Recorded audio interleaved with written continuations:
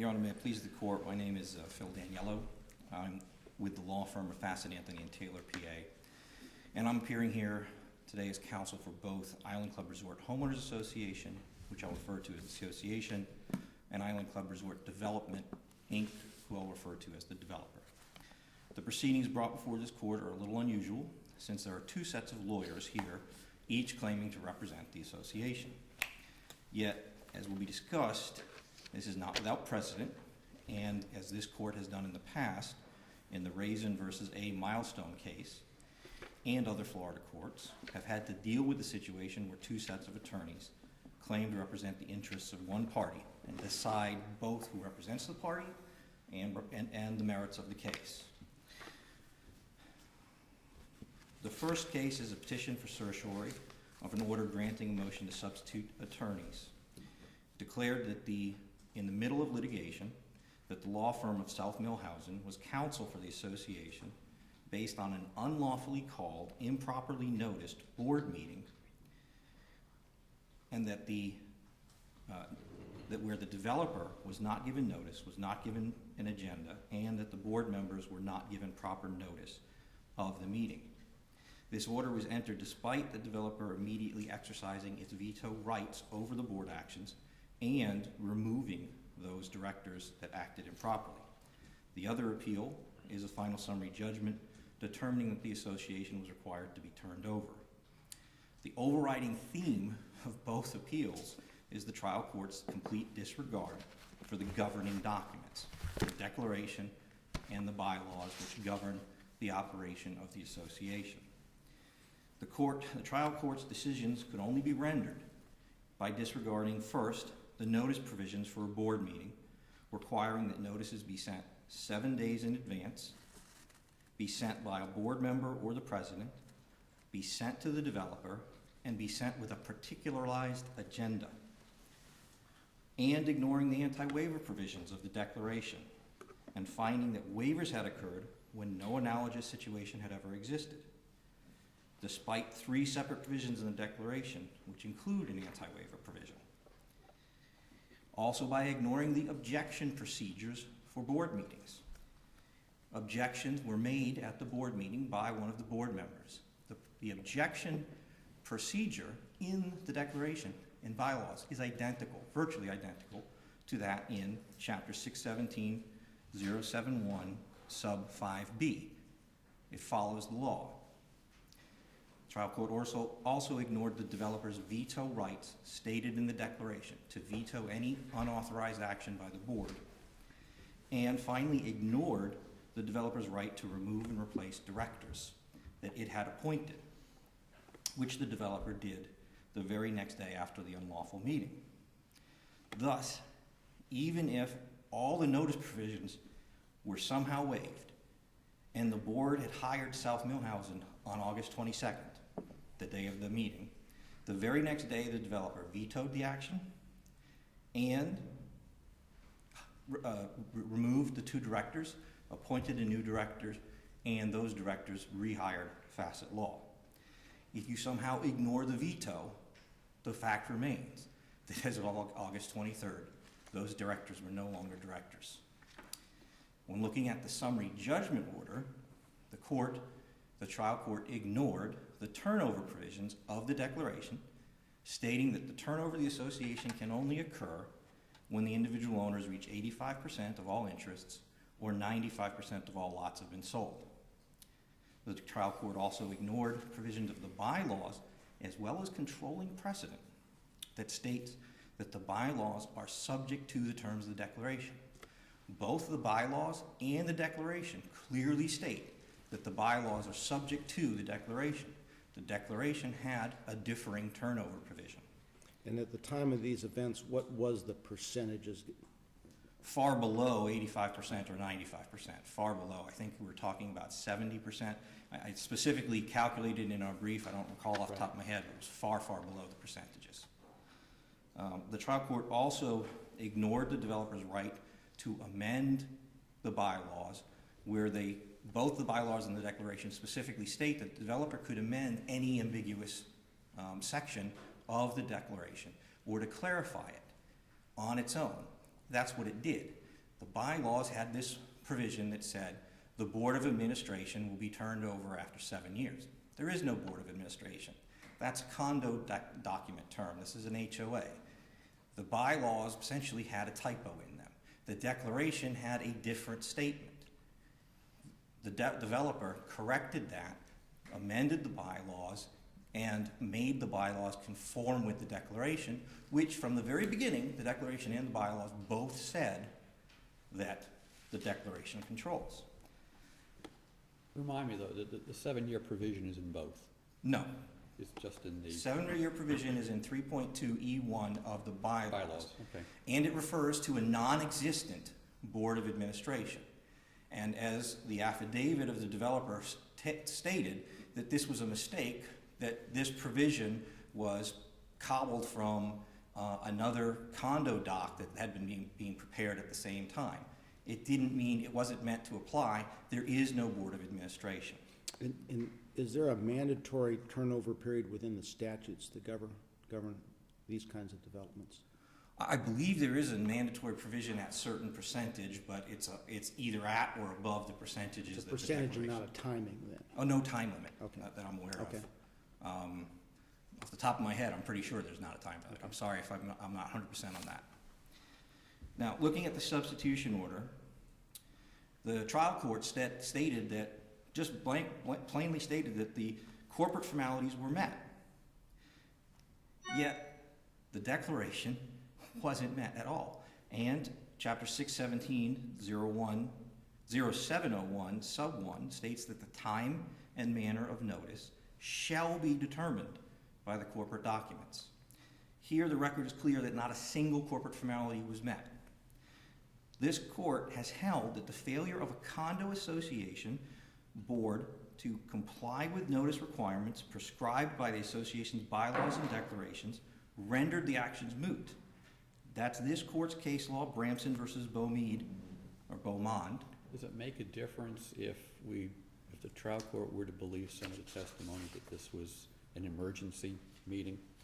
I don't see how the trial court could believe that, and I'll get to that point.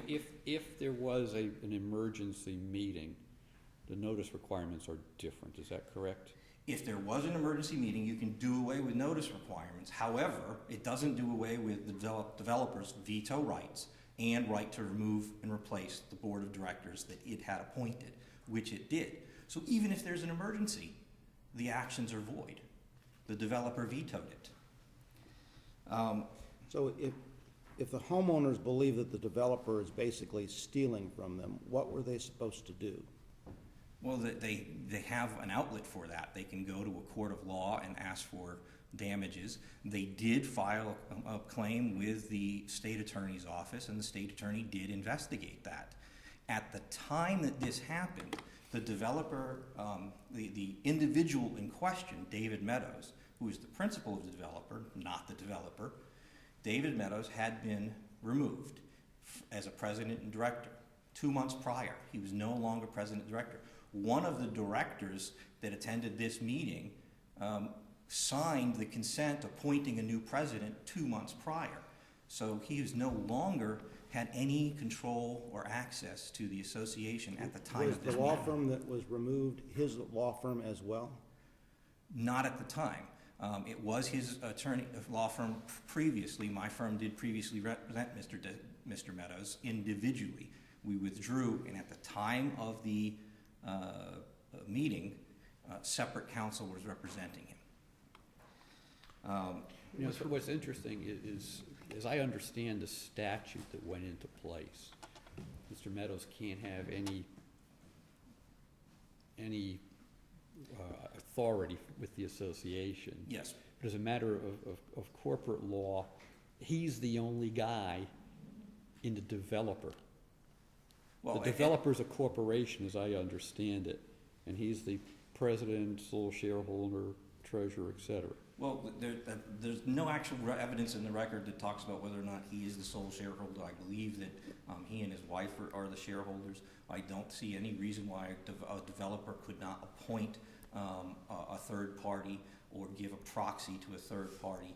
The developer has its own corporate identity. No, I understand that, but the fact of the matter is Mr. Meadows who, through the corporation, the developer continues to run tries to run the association in contravention of the statute.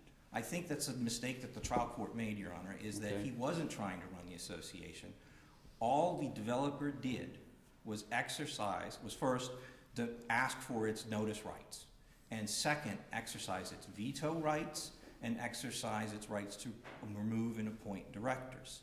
It had appointed the 2 directors in question. It removed them. They admitted that they had been appointed by the developer. He then exercised his right to appoint 1 and sent a notice to the residents that they could appoint another director in conformity with the bylaws and declaration. He wasn't controlling the association. He had no access to the association's funds, records, etc. He simply was acting as the principal of the developer, and the developer did what it was allowed to do contractually and under the law. With regard to the first case, you're here on cert. Yes. And in order to prevail on cert, you got to show there's a departure from the essential requirements of the law, which you know is a very high standard. Can you tell me how you think you've hit it? Yes, Your Honor. The trial court in this case departed from the essential requirements of the law because it did not follow either the law regarding the mandatory following of the corporate formalities. It did not follow the law requiring the precedent that states that the declaration shall control over the bylaws. In this particular case, the trial court departed from the material law because it didn't follow the law, didn't follow the declaration, didn't follow the bylaws. It essentially made up law on its own. An example is where the trial court states that they had the right to do it. But you have to show us how the court departed from the essential requirements of the law, not that below the parties did. You have to show that the court basically, in applying the law in this situation, basically totally missed it. I mean, it's a very, very high showing you have to make. I agree. And in this case, you have case law and a statute that says the corporate formalities must be met. Here, the trial court ignored the corporate formalities. It ignored the statute, 617-0701. It ignored the case law. The Yarnell Warehouse case law is another one of this court's cases that say you have to follow. The Bramson case is a condo association case that says if you don't follow the declaration, it's void as a matter of law. And the Supreme Court has stated that the bylaws of a corporation can constitute a binding agreement. The trial court later goes on to state that it wasn't reasonable. In other words, the court is saying something that you can't do in any contract. You can't take a contractual provision and say the enforcement of that provision is unreasonable. He doesn't like the provision. Okay, but you can't simply ignore it. You have to apply the provision that's written. The case law says so. The statute says so. The trial court ignored them.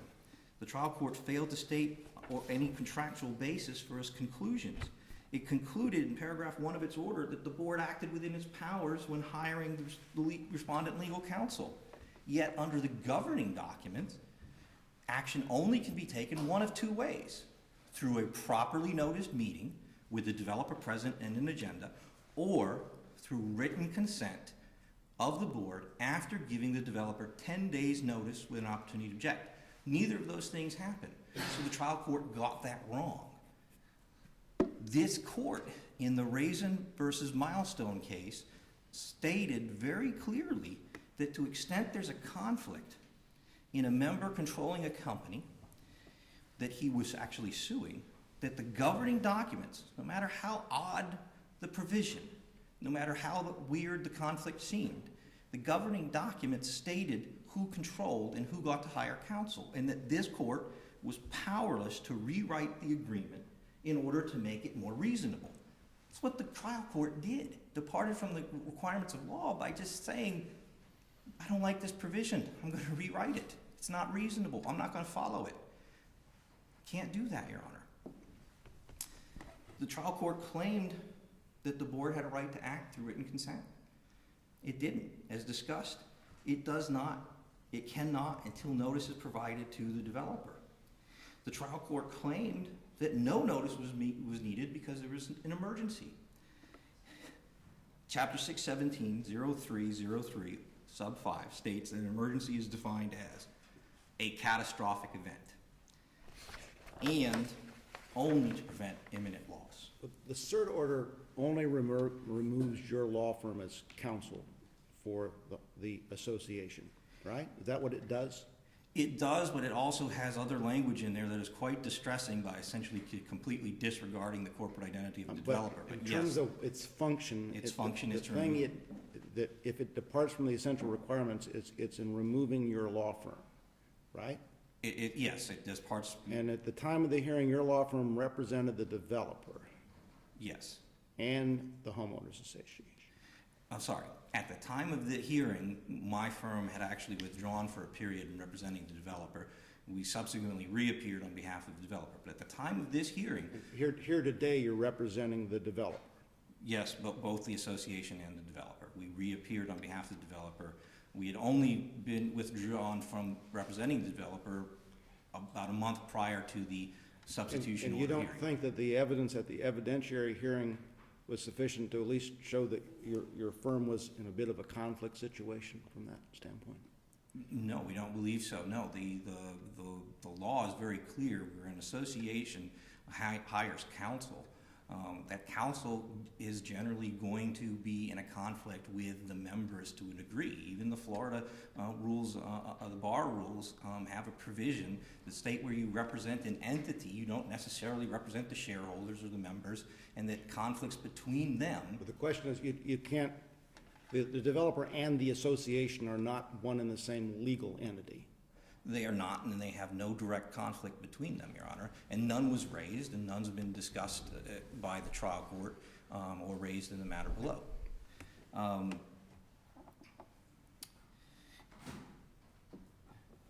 Moving on to the emergency, we discussed the emergency. There's no record evidence that this meeting was called as an emergency. In fact, the claim that this meeting was an emergency is complete fabrication. It's an outright lie. If you look at the record evidence, they claim this later on to get around the screw-up.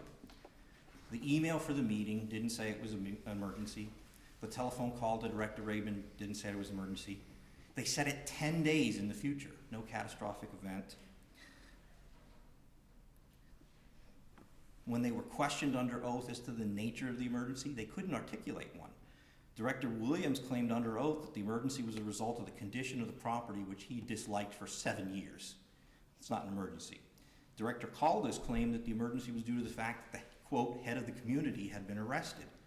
Yet she then admitted that she knew he had withdrawn as director and president 2 months before, and that she signed the consent retaining a new president. So there was no emergency there.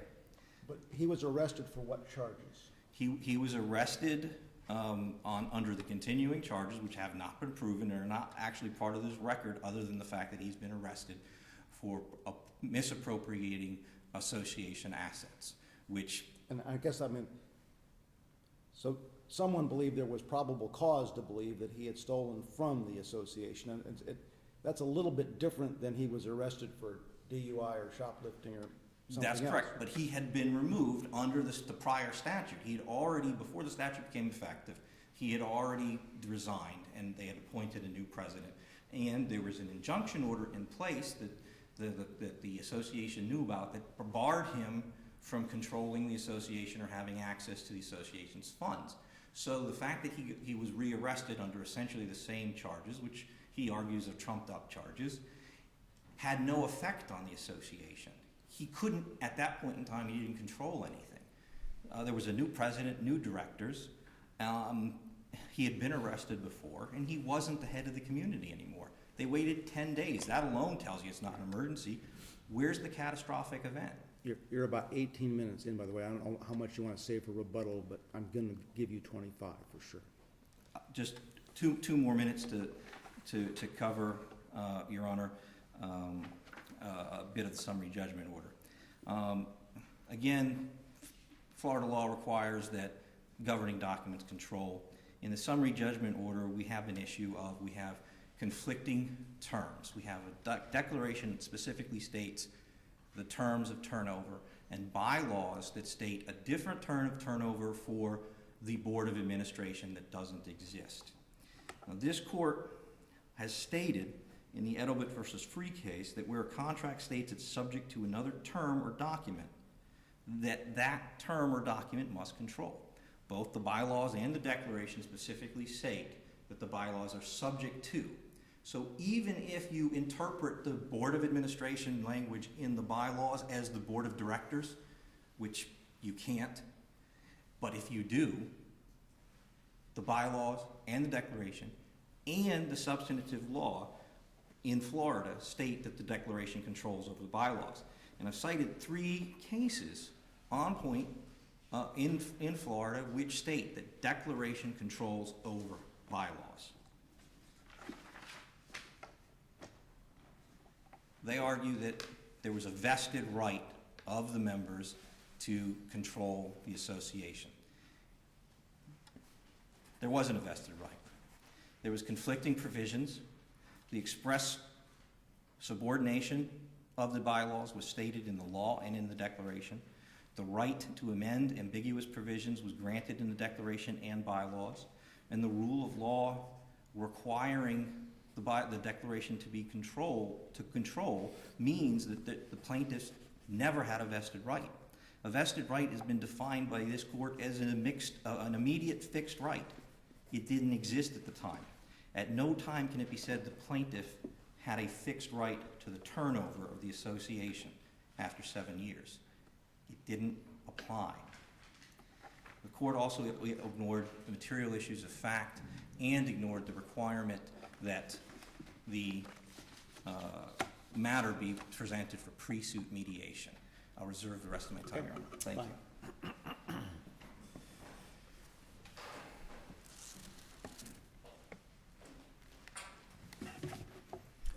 May it please the court. Scott R. Rost of South Millhousen to argue against certiorari on behalf of respondents. I'll be giving the argument against certiorari, so I would like to reserve half the time for Appali Fernandez to argue against summary judgment. Okay. Thank you, Your Honor. Petitioners are not entitled to a writ of certiorari for 3 reasons. They cannot meet the exacting requirements for issuance of a writ of certiorari. They have no standing to file this proceeding, and the substitution order is entitled to be upheld on its merits. In order to be entitled to a writ of certiorari, petitioners need to demonstrate that there has been a departure from the essential requirements of the law, resulting in a material injury for the remainder of the case, which is not correctable on post-judgment appeal. This court instructs us in Parkway Bank versus Fort Myers Armature Works that the material injury for the remainder of the case, not correctable on post-judgment appeal, is analyzed for jurisdictional purposes prior to the court reaching whether there's been a departure from the essential requirements of the law.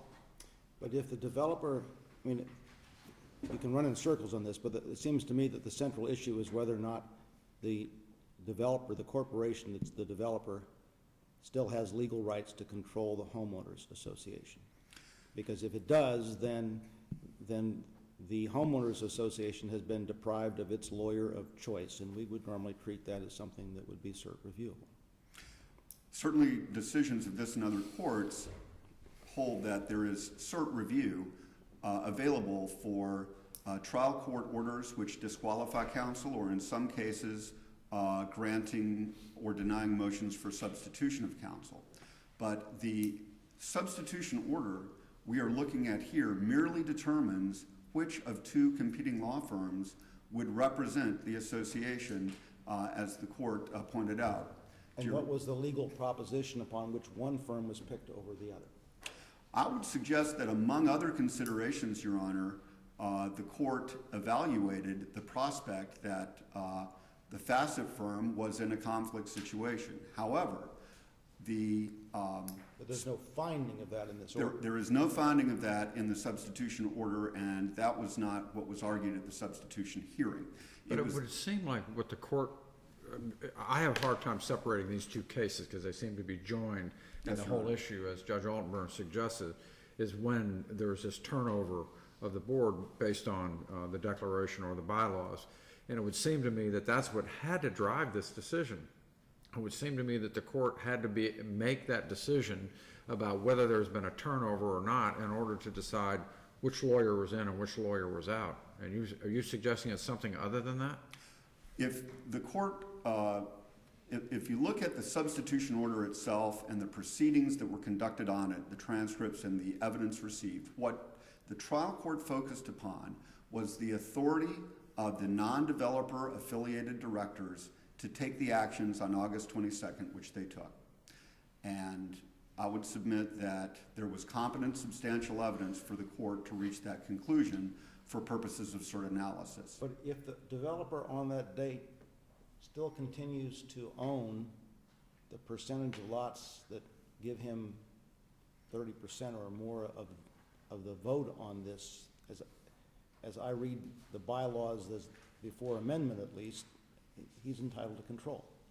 Well, there's a couple of important considerations, Your Honor. First of all, as Appellee Fernandez will argue, I believe, the clear and unambiguous provisions of bylaw section 3 required turnover to occur 7 years after recordation of the original declaration.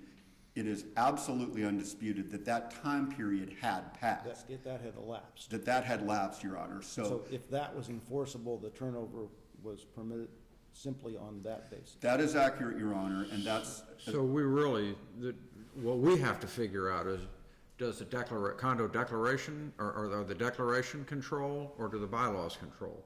Because one provides for this passage of time, the other provides for this percentage of lots, correct? Isn't that the whole issue in both of these cases? I would submit, Your Honor, that that's the ultimate issue, and that at least in resolving the summary judgment, that this court will need to address that issue. I would submit that with respect to the propriety of certiorari, the court returns to the standard upon which it reviews the trial court's order, and that under the standard, this order should not be reviewable on cert whatsoever, because, again, focusing on the order itself, this is an order granting substitution of counsel.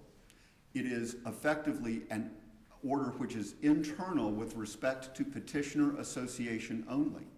It does not grant any relief adverse to either petitioner in favor of another party. In and of itself, it does not take away any money or property from petitioner association or petitioner ICRD, the developer entity. All it does is determine which of two vying law firms and lawyers will represent petitioner association. On its face, that's perhaps true, but as soon as that order was entered, your law firm abandoned various theories and defenses that the Facet law firm had been raising, and basically you conceded to the entry of the summary judgment that's on appeal, right? That's accurate, Your Honor. And so in terms of its effect on the lawsuit, it was striking. And so the question is whether or not,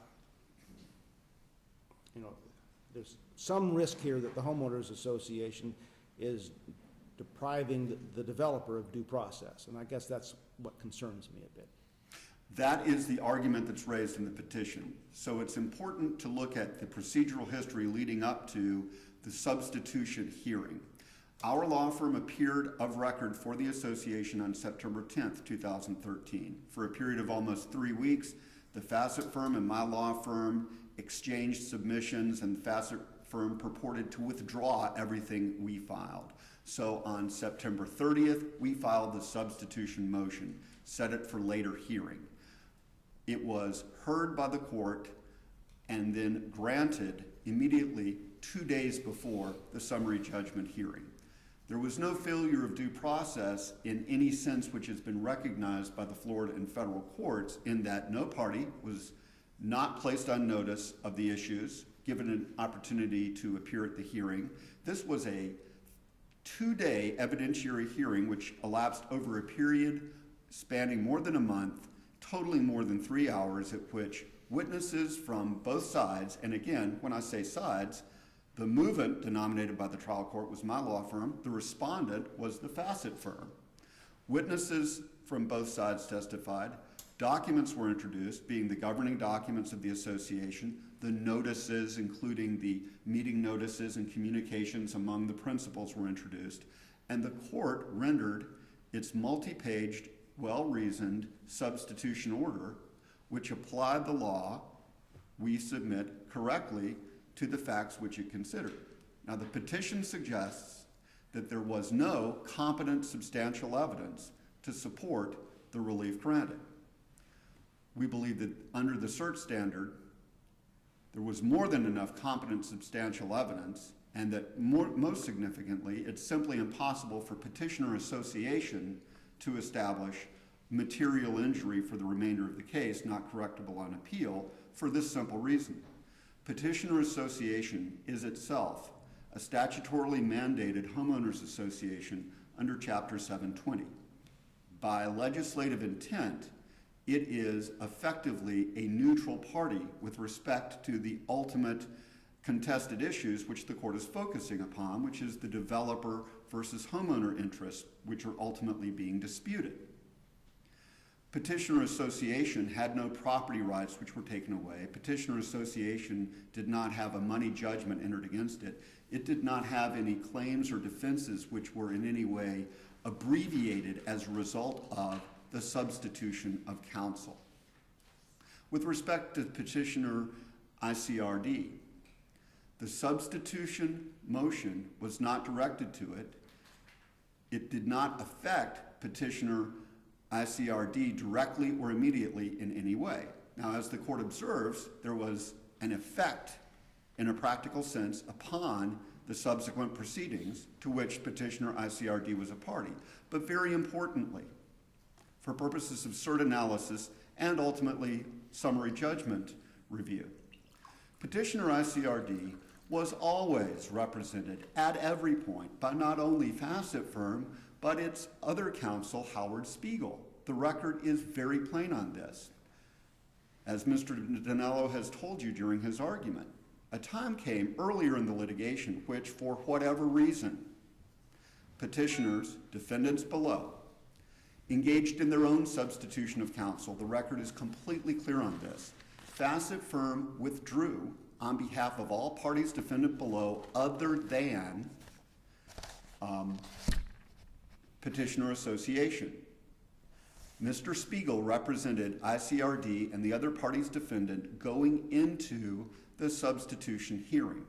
This was not based on a motion to disqualify. This was based on a motion combined with consents of all the parties defendant. So that going into the substitution motion, Fassett firm had only one client. Upon rendition of the substitution order, Fassett firm had no client at the trial level. However, ICRD was represented by Attorney Spiegel. The substitution order itself did not affect ICRD's ability to submit materials to the trial court, to appear and argue at the summary judgment hearing, or to do anything else through the remainder of the trial level proceedings. So again, where is the material injury for the remainder of the case? How is any of this not correctable on post-judgment appeal? We would submit that neither petitioner can meet the exacting cert standard, and as an aside, previously respondents have moved to dismiss for lack of standing. Although the motions panel denied, the merits panel can revisit, and we would suggest that neither petitioner has standing to initiate the petition in the first place. I would point out to the court that its earlier decision in Raisin, which Mr. Dinello has argued on a couple of occasions, in that case, which arose from... Who has standing? If anybody would have had standing, Your Honor, it would have been the Fassett firm. As in the Raisin case, wherein one of the lawyers, Attorney Todd Norman from Broad and Cassell, chose to seek to invoke cert on his own behalf as the lawyer for what was denominated the second managing member of the LLC involved. Facet Firm was the respondent in the substitution hearing. The clash of parties, if you will. And these things sort of run in circles in a case like this because, you know, if there's an error in this thing, then you've got no right to be here on behalf of your clients either. So if we declare there's an error, then you've never had standing to be here, I guess. And in fact, Your Honor, that can put your head spinning in circles. as it has been at many times, and we had to, I say we, I stand here representing what's been called Respondent Association, adverse to Petitioner Association, and Petitioner ICRD on prior order of this court, simply so that these arguments could be presented and that my law firm would have someone to argue for. It does tee up the basic prospect. Is there a case in controversy? What lawyers representing which parties are arguing these positions before the court? These are usually primary issues that are not controversial going into any case. However, that is essentially what the court must resolve here. For purposes of cert review, however, none of these matters result in a material injury not correctable on post-judgment appeal, and this illustrates precisely why cert is so sparingly granted, because this will result in piecemeal appeals. Only one of 7 counts of the verified complaint has been resolved at the summary judgment, also on appeal. The remainder has yet to proceed at the trial court, while Judge Durden sorted out who represents one of the parties. Okay. You're about 12 minutes into your 10, so if you want to. Thank you, Your Honor. I will simply wrap up the next 30 seconds by suggesting that, as we argue in our brief, the law does indeed support the well-reasoned substitution order. Case law of this court, including the Garcia decision from 2002, supports the proposition that governing documents of associations must be enforced reasonably. That's not simply limited to amendments. In addition, Judge, because we are talking about vested rights, a corporation cannot simply amend its bylaws or take actions which impair the vested rights of its members. We've argued the authorities in our brief, and I will stand on that for the purposes of time, but for purposes of cert review, the well-reasoned substitution order was based on substantial competent evidence and a correct application of the law. It should be upheld. Petitioners have no basis to seek review on certiorari. Okay. My thanks to Thank the you. court.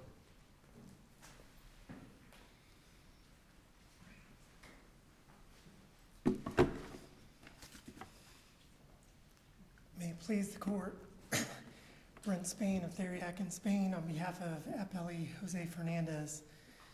As indicated on the direct appeal and the summary judgment, the issue is whether or not the circuit court reversibly erred in granting final summary judgment in favor of Mr. Fernandez on count 7 of the amended complaint. Briefly, count 7 of the amended complaint was an action pursuant to section 720.305 Florida statutes to enforce the right of the owners in the Bimini Bay subdivision to elect at least a majority of the association's board of directors. As this court's well aware, summary judgment's appropriate if there are no disputed issues of material fact and the moving parties entitled to summary judgment as a matter of law. Refresh me on the counts that are remaining below. There are 6 counts remaining, Your Honor. They involve slander of title, conspiracy, violation of Chapter 720, violation of the debt collection laws. And are those against the developer or Mr. Meadows or both? They are against the developer, defendant David Meadows. They're also against 2 of the other former board members as well, some of those counts. So Mr. Meadows is a party below? Correct, Your Honor. So he is actually a party here who has not appeared, apparently. Correct, because everybody by default's an appellee. Right. Okay. And I'm assuming things below are pretty much on hold while we resolve these 2 matters. Is that right? Yes, Your Honor. We had, there was a motion to disqualify filed by Mr. Ross. There was a hearing held on that. The issue came up on whether or not this case was stayed. We argued that it wasn't stayed, and the circuit court judge, in an abundance of caution, said that he would wait and not Okay. proceed. Okay. With respect to this, Help me understand your position relative to Mr. Dinello's. The 7-year period is in the bylaws, and there is no similar provision in the deck, correct? well, correct, there are actually no provisions in the declaration that actually speak to when turnover is triggered. Okay, so how do we now, if the declarations trump bylaws, help me understand, tell me why Mr. Dinello's position is incorrect. Sure, Your Honor. Well, one, the suggestion that the declaration trumps the bylaws assumes that there's actually an inconsistency and a conflict between the two documents, which we submit there isn't. When you look, and the circuit court did this in the final judgment, but when you look at the declaration, Article 3, Section 3 of the declaration is what's entitled turnover. And it expressly says that upon the happening of the event of developer turning control over to the association, a meeting shall be called where the members get to elect the board. It goes on to say, and I'm quoting, at such time as the developer is otherwise obligated to turn over control of the association, it shall be the affirmative obligation of the owners to elect directors and assume control of the association. And that's in the declaration. That's in Article 3, Section 3 of the declaration, which is entitled turnover. Okay. And then when you go to the bylaws, which the articles of incorporation state that the directors are elected as provided in the bylaws. And then when you go to Section 3.2 of the association bylaws, it states that the association will have 3 directors and that the board members will be designated by the developer or elected by the homeowners as follows. And it has several triggers on when and how they'll be elected.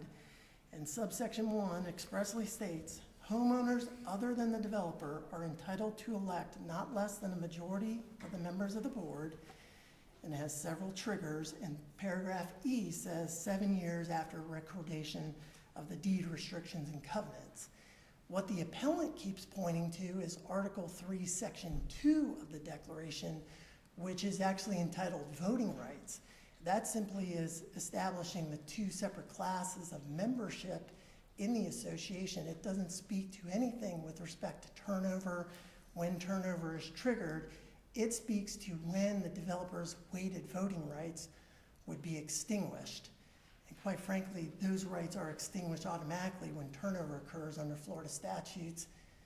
It's 720.3075. It's void as against public policy to attempt to extend those voting rights past Well, turnover. aren't the two, though, one and the same? I mean, if there's a determination of voting rights between the developer and the homeowners, isn't that the same as determining control? I would disagree, Your Honor, in that, again, Article 3, Section 3 is the specific provision, which is entitled turnover. And as you all know, the specific provision controls over a more general provision. And it specifically says, at such time as the developer is otherwise required to turn over control. It doesn't say, which the appellant has tried to suggest in its reply brief, that it says at such time as the Class B membership ceases to exist. And Class B is the developer rights, right? Class B Class is the B is the developer, developer. which relates to the number of lots he owns and the votes he gets per lot. well, when the weighted voting Right. would extinguish. It doesn't speak to, again, when turnover happens. Turnover and the election of board of directors is all spoken to and addressed in the bylaws. It's not addressed anywhere else in the governing And documents. is it your position that at the end of 7 years, it just happened automatically? After 7 years of recording that declaration, the right to elect at least a majority of the board, the developer still has a right to exercise its voting rights. It still has a right to elect and vote and cast votes on the minority of the board. What is triggered automatically is that after 7 years, the members get to elect at least a majority of that board. And that's a fairly common provision. As opposing counsel had indicated, it's common across the state, or was very common across the state in condominiums. This is a townhome community. Well, this is a very common battle Well, between a developer and homeowners when the development, whether it's a condo or a subdivision change. I mean, this is a very standard language, very common battle. This happens unfortunately a lot. Yes, Your Honor, it's when turnover occurs. It's undisputed here that the declaration was recorded on November 2nd, 2001. It's undisputed that the 7 years lapped on November 2nd, 2008. And it's undisputed that once my client asked for the turnover election to be held, that the developer then tried to unilaterally amend the bylaws to suddenly delete the voting provisions in the bylaws, which we would submit is a vested right as of November 2nd, 2008. And under this court's case law in First Florida, as well as the Surf Club case, a corporation can't amend its bylaws to impair a vested right. And also, as we indicated in our brief, and the circuit judge's order states, is that once turnover is triggered, it's not whether turnover has actually occurred. It's once turnover is triggered, the developer can't take any steps to try to regain control of a homeowners association. It can't exercise any other authority to try to unring the bell or rewind the hands of the clock. And that's what occurred here, is they essentially tried to rewind the clock 3 years, 3.5 years, and say, well, you don't have that right to elect at least a majority of the board because we've deleted the provision. And we'd submit that that's not allowed under Florida law. The appellants have also... So I don't mean to interrupt you, but Judge LaRose's question to you was to help us reconcile the conflict in the bylaws and the declaration, and you told us why there isn't a conflict. Let's assume there is a conflict. How do we resolve it? Let's assume we don't agree with your interpretation of the language and we say there is this different conflict. Yeah, well, if there is an inconsistent provision in them, well, one, I think as a matter of law, the court's role is to try to determine whether or not there's an ambiguity or there's an inconsistency. There are a couple of provisions at play there. One, an ambiguity should be construed strictly against the drafter, which is the appellant. In this case, it's the developer. A declaration in the bylaws, they're unilaterally drafted documents. Also, the case law, which we've cited in our brief, it's well established that with respect to homeowners associations in particular, that any ambiguity in a declaration is strictly construed against the developer, which again is the appellant in this case.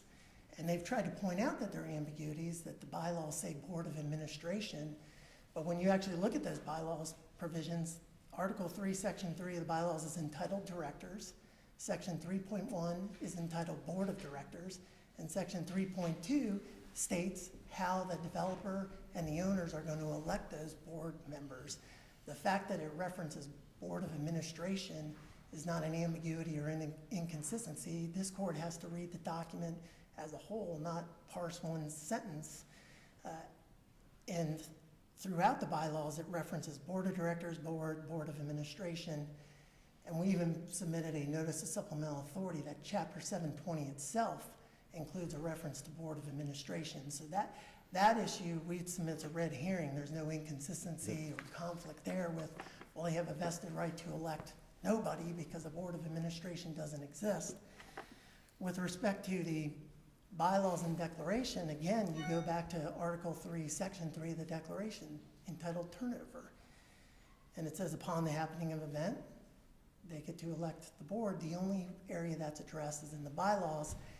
And the bylaws and declaration as originally recorded did not have a hierarchy of declaration, articles, and bylaws. The provision the opposing counsel cites actually is in Section 3.1 of the bylaws, simply says that the association is going to be controlled by the Board of Directors, subject to Chapter 607 and the Florida statutes and the governing documents. It's not saying if there's a conflict, the declaration trumps over the bylaws. That provision was eventually interjected into these documents in March of 2013 after this court affirmed the last appeal when we were up here. 3 days later, the developer unilaterally amended the documents and inserted a provision that said the declaration controls over the bylaws. We're going to need to wrap it up here.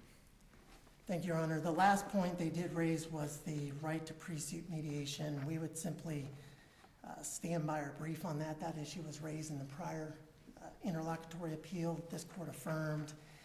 And contrary to the appellant's suggestion, section 720.311 doesn't require any and every dispute between a owner and an association to be subject to pre-suit mediation. In this case, does not fall within the 4 very limited types of cases to be submitted to pre-suit mediation. We'd also submit that the affidavits submitted by Mr. Meadows and Ms. Rayburn did not create any disputed issue of material fact. They were conclusory in nature and simply said, well, the declaration says this, the bylaws say this, that the court's role is to look at those documents. That doesn't create an issue of material fact. And we submit that there is no inconsistency. Article 3, Section 3 of the declaration is entirely consistent with Section 3.2 of the bylaws. Again, the bylaws is the only provision that speaks to when the owners get to elect a majority of the board. Okay, thank you. Mr. Danielle, you got 8 minutes if you need them. Thank you, Your Honor. Addressing standing first, Your Honor, there's no decision here that's adverse to Fasten, Anthony, and Taylor. Fasten, Anthony, and Taylor is not a party below. This court has already ruled on, I think, 4 or 5 different motions to dismiss that this is properly before the court and that the developer and the association have standing in this matter. The developer does still have rights to come before this court and appeal any decision that's adverse to it. And I don't think anybody can reasonably argue that either decision is not adverse to the developer.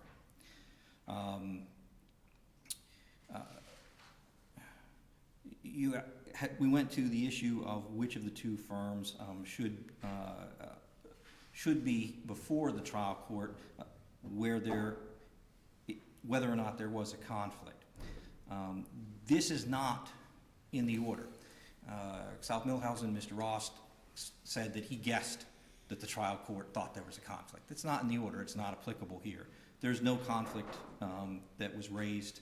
There was no conflict that was argued, and there's none that's stated in the order. The substitution order is based solely on the belief that the corporate formalities were met, which they weren't, or were waived, which they weren't because of the anti-waiver provisions, or there was an emergency, which there's no evidence that there was.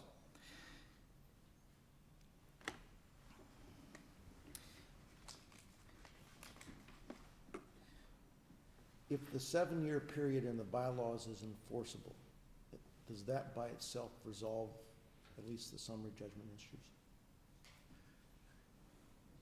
No, Your Honor, because of where there is a conflict, where there is an ambiguity, that creates an issue of fact that can be resolved either through the provisions in the documents themselves or through parole evidence, which is going to prevent summary judgment. Key to the outcome below is whether or not the trial court accurately interpreted the enforceability of the 7-year period. And again, even if it accurately interprets to read Board of Directors, not Board of Administration, right, and 7 years, even if that's true, there's still a dispute because there's a conflict. So it can't resolve. It has to a conflict with the declaration. With the declaration, it has to interpret it. And I'm just trying to narrow. Y'all have raised a lot of different issues, but it seems to me that the critical issue is the determination that the bylaws don't conflict with the declaration in a fashion that keeps them from being enforceable, and that he's going to change Board of Administration to Board of Directors and enforce the 7 years against your clients. And if that combination of rulings is correct, is that dispositive of what we have in front of us? I'm not sure I'm following, Your Honor. If the court interprets the bylaws to be the turnover provision for the direct Board of Directors, not the Board of Administrators. Correct. Does that resolve it? Yes. If there's no conflict. Well, yeah, if there's no conflict and you make the leap of assuming, which you can't do in a summary judgment, assuming that Board of Administration means Board of Directors, then that would resolve the issue. But that's not the facts that the court is presented with. So that's why I'm having trouble understanding your question, is that it just doesn't fit the facts. Well, I guess more simply stated, I mean, the question is, does 7 years control this or not? And your position is not. Their position is it does. So we have to figure out, does it or doesn't it? That's that simple, the way I see it. There are a lot of complicated issues in this case, but that does boil down to a point what we're looking at. And I just wanted to talk about the issue of certiorari. This court has stated in the Raisin case and also in the Alvarez versus State case, which I think is a 4th DCA case, that the issue of substituting counsel is inherently reviewable on certiorari appeal, and that you cannot correct such decisions on post-judgment appeals. So I'm just trying to answer that question from earlier, Your Honors. The failure of due process issue is the developer got notice. He doesn't argue that it didn't. It wasn't allowed to argue at the summary judgment hearing. It was simply cut off. It didn't argue and didn't appear at the substitution hearing because it wasn't at issue. The substitution order comes out with these terms that are directly against the developer's interest, saying that, developer, you're not allowed to do anything. You're trying to control the association wrong. The developer files a motion to clarify, saying, wait a minute, this wasn't argued. How do you get this order when it wasn't even argued? That's how the developer ends up before this court on that issue. Obviously, in the summary judgment transcript, you can see the developer wasn't allowed to give any argument. So therefore, in both cases, its due process rights were violated.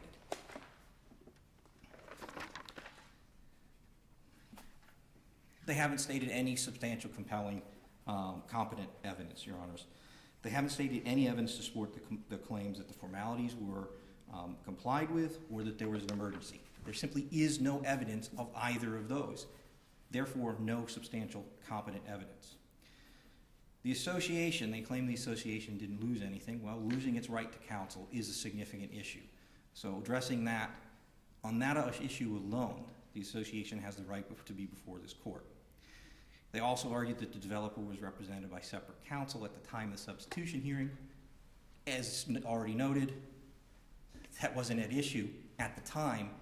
It was shell-shocked by the substitution order, which said you don't have any corporate identity. The Garcia case mentioned by Mr. Ross that states that governing documents must be enforced reasonably, it's not what the Garcia case says. It states that board decisions must be reasonable. It doesn't say anything about enforcing governing documents and that the court gets to decide what is reasonable. And then, even if that was true, what is unreasonable about requiring notice by mail from a director with an agenda? Those are inherently reasonable requests that are going to be in any bylaws. So even if you read in a reasonableness requirement, it was inherently reasonable to require notice in an agenda. Summary judgment order.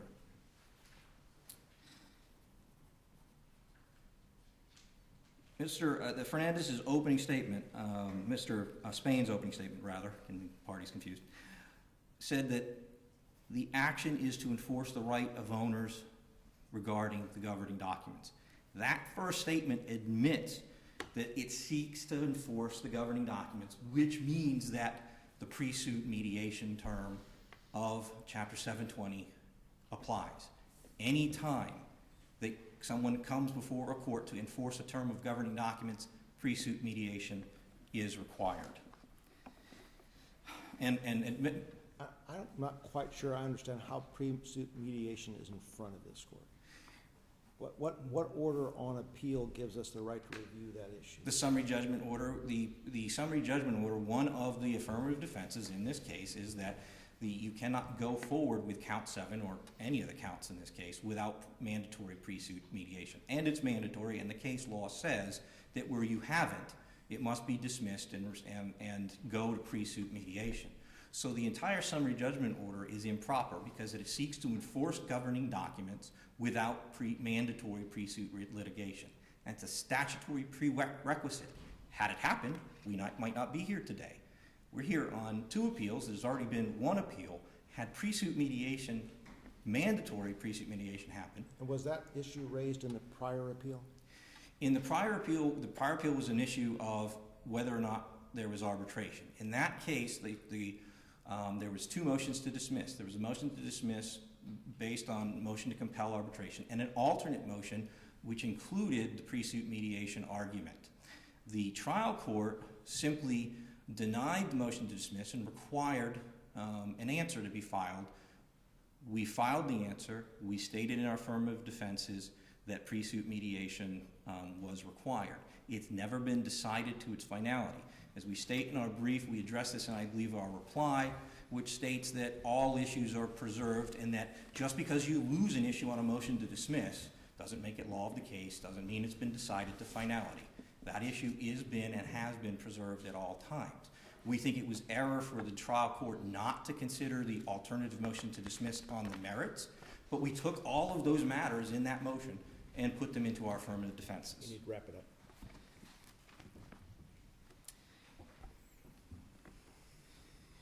Mr. Spain argues that there's no provision in the declaration that speaks to when the turnover is triggered, and that simply ignores the provisions of Article 3, Section 2. He jumps to Section 3, argues that Section 2 shouldn't apply.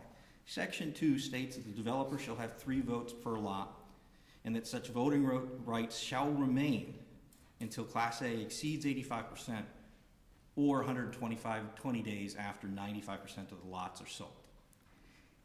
In other words, until there's 85% Class A members or 95% of the lots are sold, the developer controls. That is a turnover provision. The very next paragraph is, when turnover occurs, here's how it will occur. That's direct conflict with what they argue is interpreted in the bylaws. Okay. Thank you. You're over your time, so we need to wrap it up. Sorry. If I'm over my time, thank you. Yeah. Appreciate it. Thank you. Next case on the docket